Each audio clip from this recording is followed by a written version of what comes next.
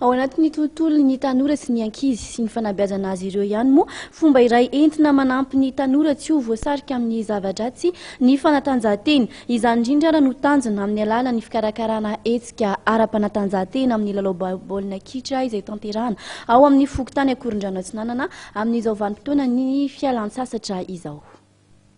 Amin'izao andro fialan-tsasatra izao dia misy ireo tompon'andraikitra sy mpiangalan'ny fanatanjahantena mikarakara manokana hetsika ara-panatanjahantena entina hanampiana ireo tanora izay tsy nandeha fialan-tsasatra mba hahazo fialamboly ary tsy voasarika amin'ny zava-dratsy rehetra rehefa misy zavatra atao. Isan'izany indrindra ireto ankizy avy etsy amin'ny fokontany Akorondrano ireto. Tournoi de vacances mbo hoe fa fialambolin'ny ankizy eto amin'ny faritra Akorondrano Atsinanana.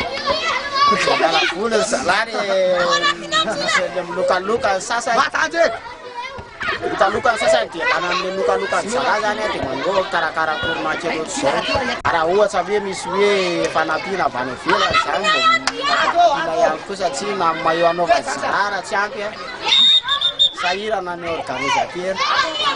Ialana indrindra amin'ny zava-dratsy izay mety hampihitatra ny sain'ireo tanora no isan'ny hanatanterahana karazana fifaninanana ara-panatanjahantena tahaka izao. Isan'ny mahasarika ny tanora hatrany raha teo ny lalao baolina kitra izay manavanana kokoa ireo tanora tovolahy. Rehefa fialan-tsasatra toy izao tokoa dia ilainy ankizy ny fialamboly mba hanala ny vesatry ny fianarana sy ahafahana maneho ireo talenta ankoatry ny fianarana izay ananany.